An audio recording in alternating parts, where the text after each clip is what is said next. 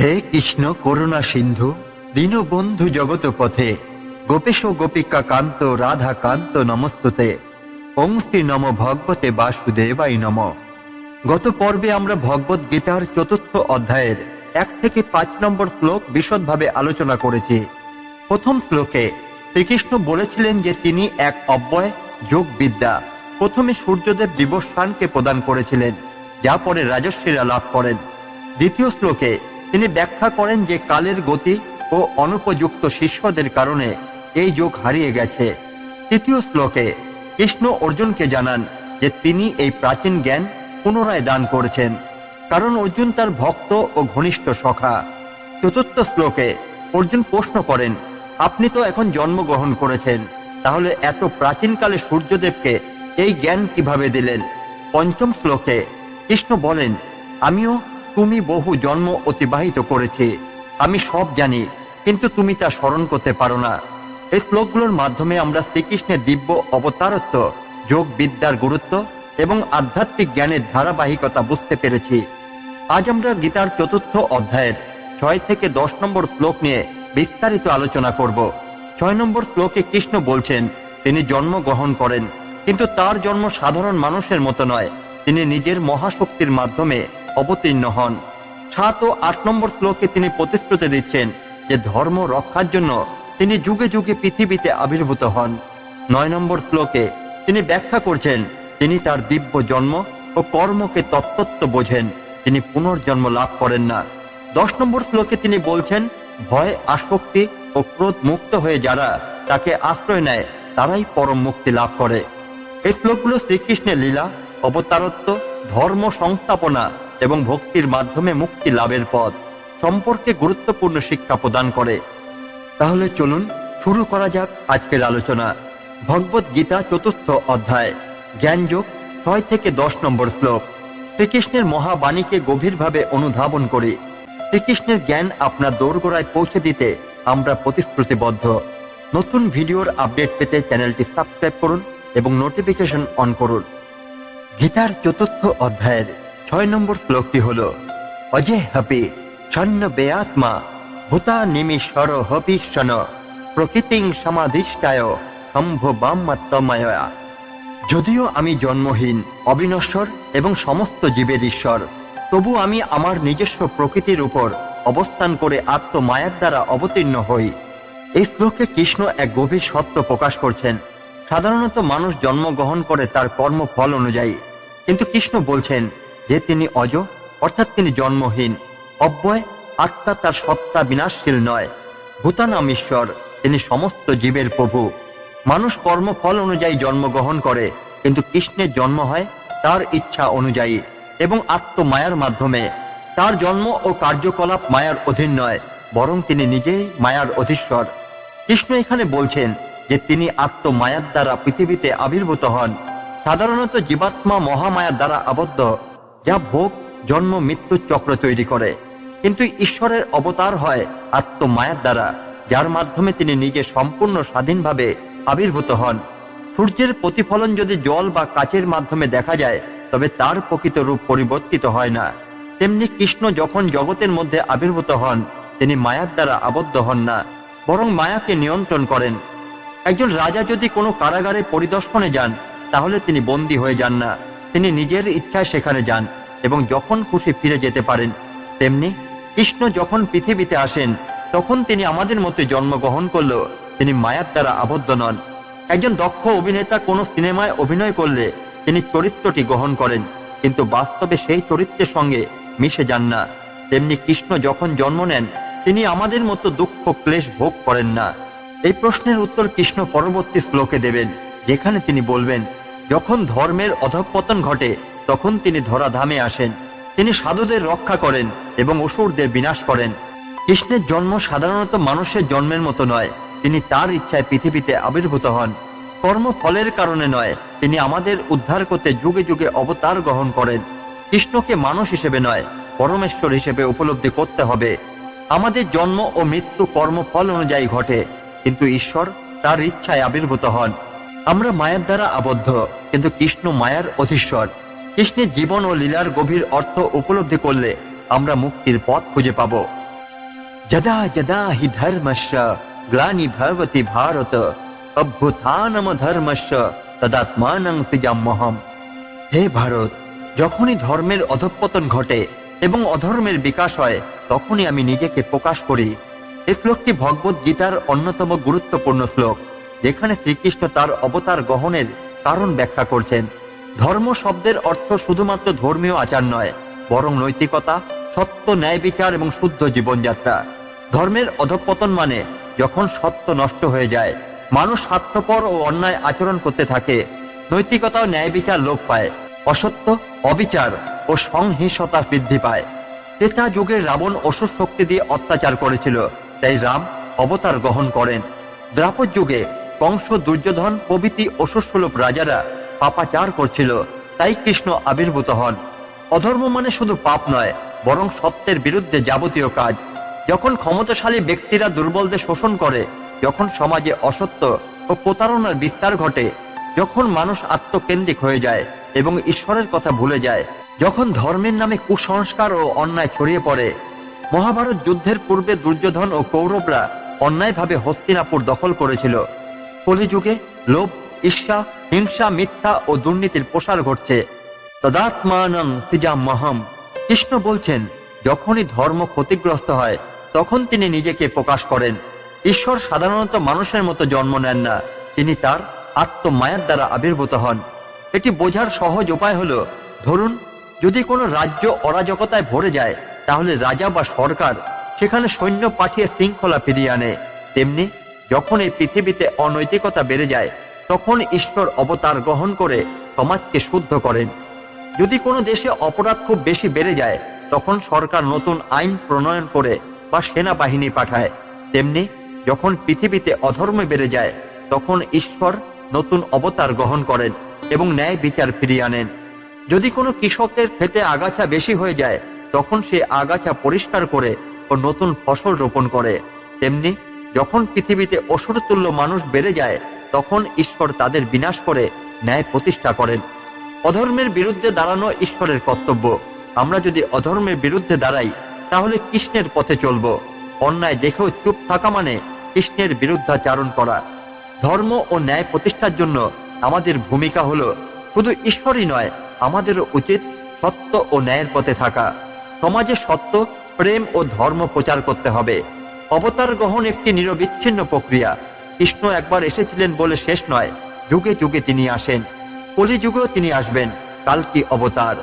আমরা যদি কৃষ্ণের বার্তাকে গ্রহণ করি, তবে সমাজকে ভালো করতে পারবো। অন্যায় ও অসত্যের বিরুদ্ধে লড়াই করা ঈশ্বরের ইচ্ছা। আমরা যদি সত্য ও ধর্মের পথে চলি, তাহলে কৃষ্ণ সর্বদা আমাদের সঙ্গেই থাকবেন। কৃষ্ণ কি আজও আমাদের রক্ষা করছেন? ধর্ম ও অধর্মের প্রকৃত সংজ্ঞা কি? কলিযুগে ঈশ্বর কিভাবে অবতার নেবেন? পরিত্রাণায় সাধুনাং বিনাশায় চ দুষ্কৃতাম ধর্ম সংস্থাপনার্থায় সম্ভবামি যুগে যুগে। আমি সাধুদের রক্ষা করার জন্য, দুষ্টদের বিনাশ করার জন্য এবং ধর্ম প্রতিষ্ঠার জন্য যুগে যুগে আবির্ভূত হই। এই শ্লোকটি ভগবত গীতার অন্যতম গুরুত্বপূর্ণ শ্লোক, যেখানে শ্রীকৃষ্ণ তার অবতার গ্রহণের উদ্দেশ্যে ব্যাখ্যা করছেন।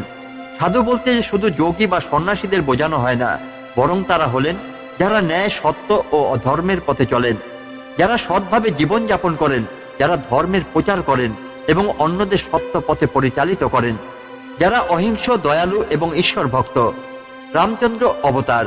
রামচন্দ্র রাবণকে বিনাশ করে সত্য ধর্ম প্রতিষ্ঠা করেন ও সাধুদের রক্ষা করেন। কৃষ্ণ অবতার। কৃষ্ণ কংস, দুর্যোধন ও অসুরদের বিনাশ করে ধর্মের পুনঃপ্রতিষ্ঠা করেন। দুষ্কৃতাম বলতে বোঝানো হয়েছে অন্যায়কারী, অসৎ ও অধার্মিক ব্যক্তিদের, যারা সমাজে বিশৃঙ্খলা সৃষ্টি করে, যারা নিজেদের ক্ষমতার জন্য নিরীহ মানুষের কষ্ট দেয়, যারা ধর্মের নামে মানুষকে বিভ্রান্ত করে, যারা সত্য ও ন্যায়ের বিরুদ্ধে কাজ করে। রাবণ, কংস, দুর্যোধন, হিরণ্যকশিপু, শিশুপাল, পুতনা, অর্জুনের বিরুদ্ধে যুদ্ধরত কৌরবরা, এরা সবাই ঈশ্বরের শত্রু ছিল এবং তারা বিনাশও হয়েছিল।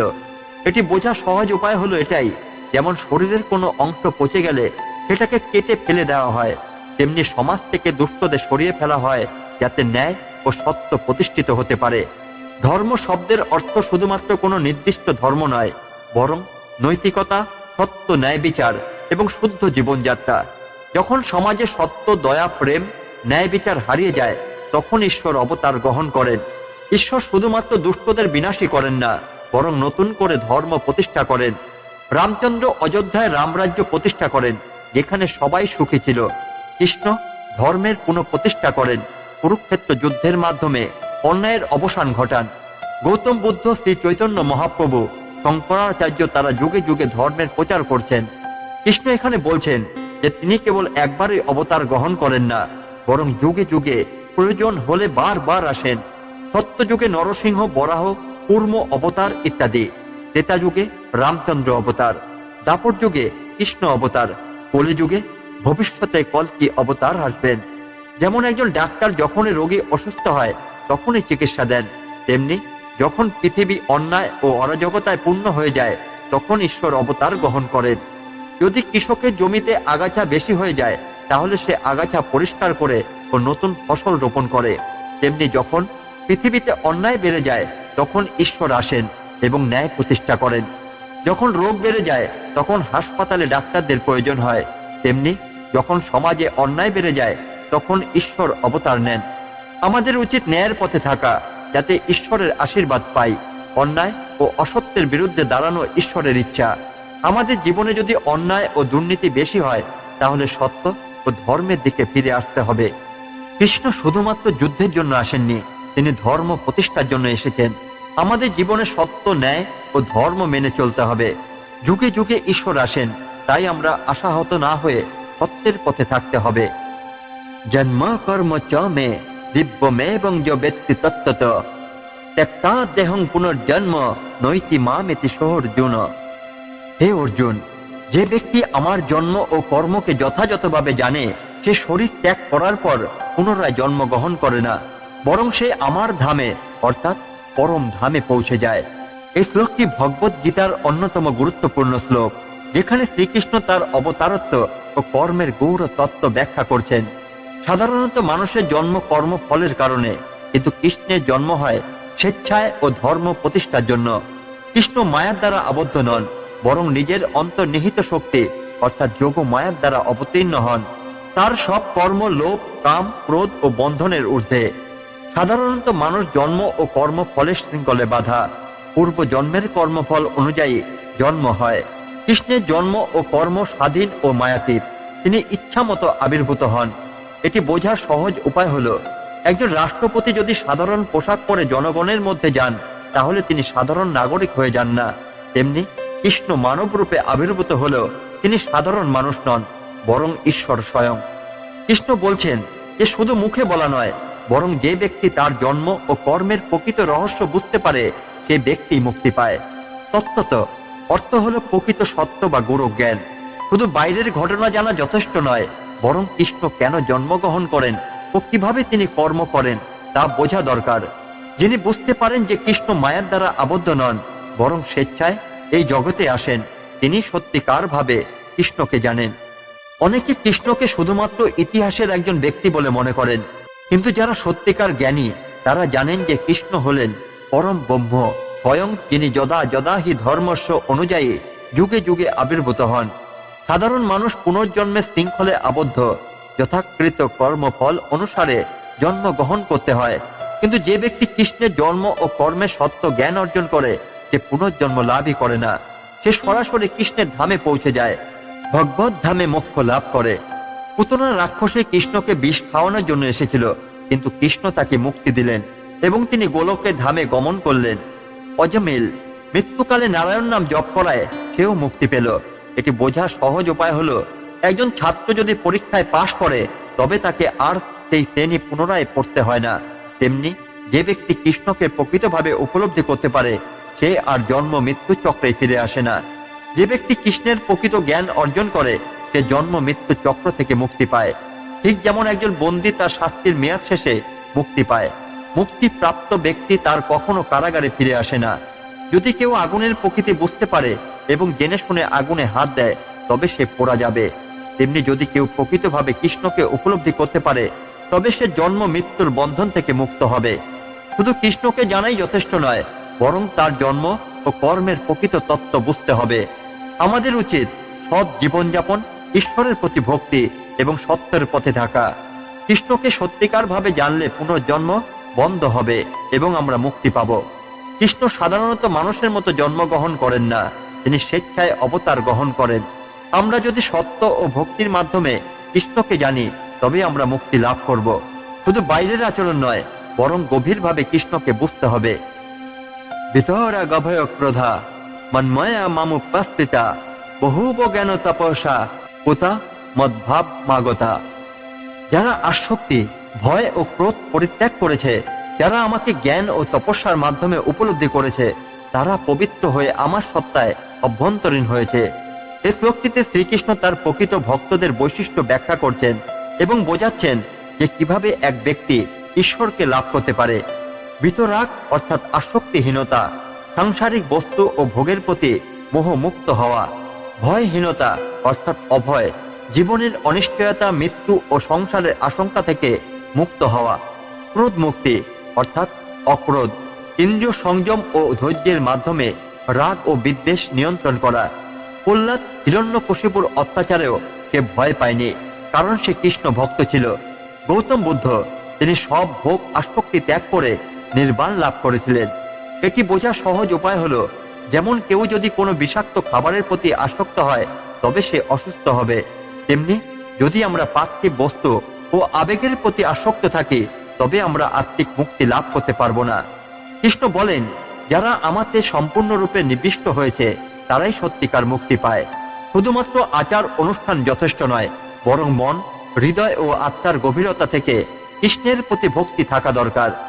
মীরাবাই, তার পুরো জীবন কৃষ্ণর প্রেমে নিবেদিত ছিল, ফলে সংসার তাকে দমন করতে পারেনি। ভক্ত প্রহ্লাদ, তার পিতা তাকে হত্যা করতে চাইলেও সে সব সময় নারায়ণের চিন্তায় লীন ছিল। এটি বোঝার সহজ উপায় হলো, যেমন সূর্যের আলো গাছের প্রতি পড়লে সে বিকশিত হয়, তেমনি কৃষ্ণ চিন্তায় যারা মনোনিবেশ করে, তাদের জীবন পূর্ণতা লাভ করে। যারা সম্পূর্ণরূপে কৃষ্ণ শরণ নিয়েছে, তারাই প্রকৃত মুক্তি পায়। কৃষ্ণের শরণ নেওয়া মানে নিজেকে তার ইচ্ছার প্রতি সম্পূর্ণ সমর্পণ করা। অর্জুন কুরুক্ষেত্র যুদ্ধে সম্পূর্ণরূপে কৃষ্ণের শরণ নিয়েছিলেন এবং বিজয় লাভ করেন। দ্রৌপদী, যখন কৌরবরা তাকে অসম্মান করতে চেয়েছিল, তখন সে কৃষ্ণের নাম ধরে ডেকেছিল এবং তিনি তাকে রক্ষা করেছিলেন। যেমন এক শিশু তার মায়ের কাছে সব দুঃখ দুর্দশার কথা বলে, তেমনি ভক্ত যদি কৃষ্ণের শরণ নেয়, তবে কৃষ্ণ তার সমস্ত সমস্যার সমাধান করেন। শুধু বাইরের আচার অনুষ্ঠান নয়, বরং গভীর জ্ঞান ও কঠোর তপস্যা প্রয়োজন। জ্ঞান মানে শুধু বই পড়া নয়, বরং সত্য উপলব্ধি করা এবং কৃষ্ণকে জানার প্রচেষ্টা করা। তপস্যা মানে শুধু কঠোর সাধনা নয়, বরং সংযম, ধৈর্য ও কৃষ্ণের প্রতি একাগ্রতা রাখা। ধ্রুব মহারাজ মাত্র 5 বছর বয়সে কঠোর তপস্যা করে নারায়ণকে লাভ করেছিলেন। বাল্মীকি ঋষি, তিনি কঠোর সাধনা করে ডাকাত থেকে মহর্ষি হয়ে ওঠেন। যেমন সোনা আগুনে পুড়ে বিশুদ্ধ হয়, তেমনি জ্ঞান ও তপস্যার মাধ্যমে আত্মা বিশুদ্ধ হয় এবং ঈশ্বরের কাছে পৌঁছাতে পারে। কৃষ্ণ বলেন, যারা সত্যিকার ভাবে তাকে উপলব্ধি করে, তারা তার মতো গুণাবলীতে পূর্ণ হয়ে যায়। এই অবস্থায় পৌঁছানোর অর্থ হলো পুনর্জন্ম বন্ধ হওয়া এবং ঈশ্বরের নিত্য সঙ্গ লাভ করা। 4 সনত কুমার, তারা ব্রহ্ম জ্ঞান অর্জন করে কৃষ্ণ ভাব প্রাপ্ত হয়েছিল। গোপীরা, তারা শ্রীকৃষ্ণের প্রেমে নিজেকে সম্পূর্ণরূপে সমর্পণ করেছিল এবং কৃষ্ণ স্বরূপ লাভ করেছিল।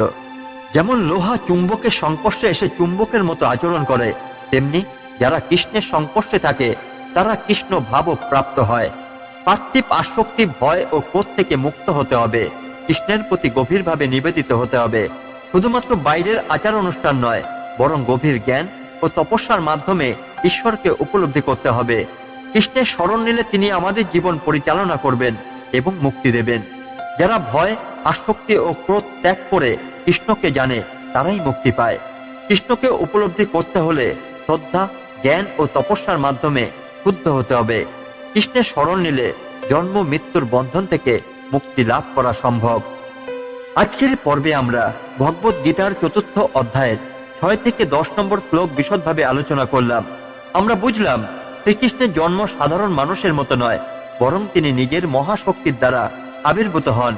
যখন ধর্মের অবনতি ও অধর্মের বিস্তার ঘটে, তখন তিনি ধর্ম সংস্থাপনের জন্য যুগে যুগে আবির্ভূত হন। যিনি তার দিব্য জন্ম ও কর্মকে সত্যভাবে বোঝেন, তিনি জন্ম মৃত্যুর বন্ধন থেকে মুক্ত হন। যারা ভয়, আসক্তি ও ক্রোধ ত্যাগ করে তাকে সম্পূর্ণরূপে আশ্রয় নেয়, তারাই পবিত্র হয়ে পরম মুক্তি লাভ করে। এই শ্লোকগুলো আমাদের শেখায় যে কৃষ্ণের প্রতি সম্পূর্ণ আত্মসমর্পণই মুক্তির পথ। যদি আমরা ভক্তি, জ্ঞান ও তপস্যার মাধ্যমে তাকে উপলব্ধি করতে পারি, তাহলে আমরা আর পুনর্জন্মের চক্রে আবদ্ধই থাকব না। শ্রীকৃষ্ণ আমাদের জীবনের অন্ধকার দূর করে আত্মজ্ঞান ও পরম সত্যের আলো দেখান। তার বাণী শুধু ধর্মীয় শিক্ষার জন্য নয়, বরং আমাদের দৈনন্দিন জীবনে শান্তি, স্থিতি ও সত্যের পথ দেখানোর জন্য অত্যন্ত গুরুত্বপূর্ণ। পরবর্তী ভিডিওতে আমরা গীতার ৪র্থ অধ্যায়ের আরো গভীর শ্লোক ও তার তাৎপর্য বিশ্লেষণ করব। আপনার মতামত, প্রশ্ন ও অনুভূতি আমাদের কমেন্টে জানান। ভগবত গীতার জ্ঞান ছড়িয়ে দিন। এই ভিডিওটি শেয়ার করুন, লাইক দিন এবং চ্যানেলটি সাবস্ক্রাইব করুন। শ্রীকৃষ্ণের জ্ঞান আপনার দোরগোড়ায় পৌঁছে দিতে আমরা প্রতিশ্রুতিবদ্ধ। ধন্যবাদ। জয় শ্রীকৃষ্ণ।